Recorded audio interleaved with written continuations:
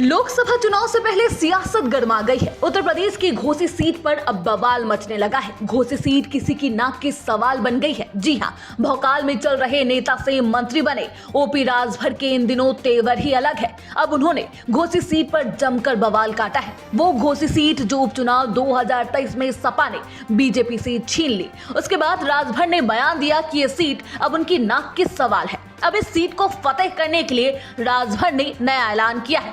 वो नया ऐलान जाने मंत्री जी का। उससे पहले बता दें कि ये वही घोसी सीट है जो घोसी लोकसभा सीट 2014 में बीजेपी के खाते में गई थी, लेकिन मोदी लहर के बावजूद 2019 में यहाँ बीजेपी कमल खिलाने में कामयाब नहीं रह पाई। यहाँ से बीएसपी प्रत्याशी अतुल राय ने जीत दर्ज की। वहीं जब यहाँ से उपचुनाव हुआ तो सपा ने बाजी मारी और सुधाकर सिंह ने जीत दर्ज की। अब इस घोसी सीट को वापस हासिल करने के कवायद में ओम प्रकाश राजभर ने घोसी लोकसभा सीट से प्रत्याशी का ऐलान कर दिया है। घोसी सीट से उन्होंने अपने बेटे अरविंद राजभर को मैदान में उतारा है। एनडीए गठबंधन में शामिल ओपी राजभर की पार्टी सुभाषपा को यूपी की घोसी लोकसभा सीट मिली थी, जहां से पार्टी ने अरविंद राजभर को मैदान में उतारा। वहीं जब राजभर ने कमान बेटे के हाथ में थमाया तो बेटे ने कुछ ऐसा कहा जिसे सुन सभी हैरान रह जाएंगे।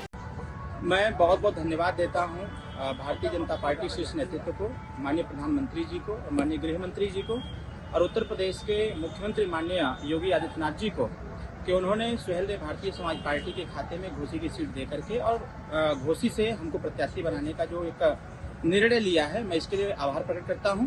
और सुहेलदेव भारतीय समाज पार्टी के राष्ट्रीय अध्यक्ष माननीय कैबिनेट मंत्री श्री ओम प्रकाश राजभर जी को भी आभार प्रकट करता हूं और अपने उत्तर प्रदेश के सभी कार्यकर्ताओं का आभार प्रकट करता हूं कि सभी लोगों ने मिलकर के घोसी से माननीय मोदी जी को तीसरी बार प्रधानमंत्री बनाने का जो संकल्प लिया है, हमें पूरा विश्वास है कि ये संकल्प हम पूरा करेंगे और फिर से 80 की 80 सीट जो जीतने का संकल्प है, इसको पूरा करते हुए तीसरी बार देश के प्रधानमंत्री की कुर्सी पर माननीय नरेंद्र मोदी जी को बैठा करके वंचित, पिछड़े, दलित, शोषित, गरीब समाज के कल्याण के लिए जो हितकारी कार्य होंगे उसको भी पूरा करने का काम किया जाएगा। धन्यवाद। ऐसे में अब वो दायित्व राजभर के बेटे को दे दिया गया है। वो इस काम को कितना पूरा कर पाते हैं, ये तो राजभर के नेतृत्व पर निर्भर करता है। बताते चले कि उत्तर प्रदेश में बीजेपी 74 सीटों पर चुनावी ताल ठोकेगी, जबकि एनडीए के सहयोगी दल अपना दल एस को 2, राष्ट्रीय लोकदल को 2, निषाद पार्टी को 1, सुभाषपा को 1 सीट दी है। बीजेपी ने 51 सीटों पर प्रत्याशियों का ऐलान कर दिया है। Bureau report, TV7 Bharat.